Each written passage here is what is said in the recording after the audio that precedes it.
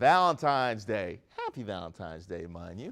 It's supposed to be a romantic day, but it can also be a sour reminder of where we stand in the labyrinth of love. That is why I invited my comedian friends Chris Blackwood and Leon Scott, also one of our acclaimed writers on Open Mic, to join me and uncover the do's and don'ts of this day.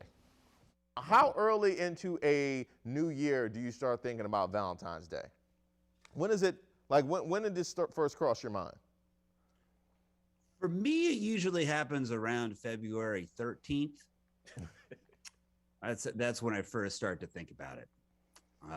Personally, that's me. Mm-hmm. Yeah. Well, for me, it depends. Like if I'm in a relationship, then I'm thinking about it ahead of time because I already know that I'm gonna have to do something better than I would normally do. But if we just started dating or something, then I'm like, okay, well, let me just see what this check looks like before Valentine's Day and try to allot something cool, you know. Well, let's just cut right to the heart of the matter. Let's just cut right to the heart of the matter. The question that needs to be answered: how long do we need to be dating, A, before we are definitely doing something on Valentine's Day, and B, before you actually need to be required to get something for somebody for Valentine's Day? What is that line of demarcation? I'll start with you, Leon.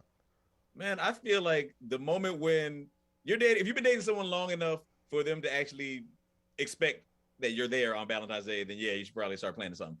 Now, I got to throw a flag on you, Leon, because it cannot be contingent upon somebody's feelings, okay? Because we've all dated some Klingons, and they come in all shapes, sizes, and genders and whatnot. You could have gone on a date last week, and she expects you to be there for Valentine's Day. That don't make her right. Touche. Touche. I'm not even going to argue that. You got this one. You're exactly right. We need an actual parameter, Chris. So for me, the parameter, it's all about reading the room, like any good comic. I would probably start planting seeds, like maybe bring it up like, hey, so what are you doing mid-February? Are you like Valentine's Day is coming up. Maybe I'll just say that and then like read the reaction, read the room. If she's like, yeah, it is coming up. What are we going to do? Then, well, there you go. There's the answer. And if she's like, yeah, I hate Hallmark or something like that, then, you know, great. Mm-hmm. No need to maybe save that candy money for something more useful.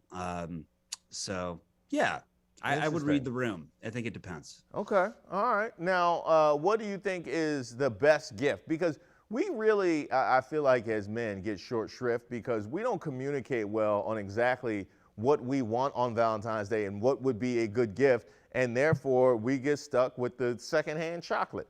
What is a good gift for us on Valentine's Day? For me, I'm not even gonna lie. People trash edible arrangements a lot, but I'm like, you know, I'm the one person, and probably the only man that's gonna openly admit that yes, I'll take an edible arrangement. Like I like pretty food and it tastes good and looks good and it's snacks for days. So where is, you know, basically it looks romantic, but it's very practical.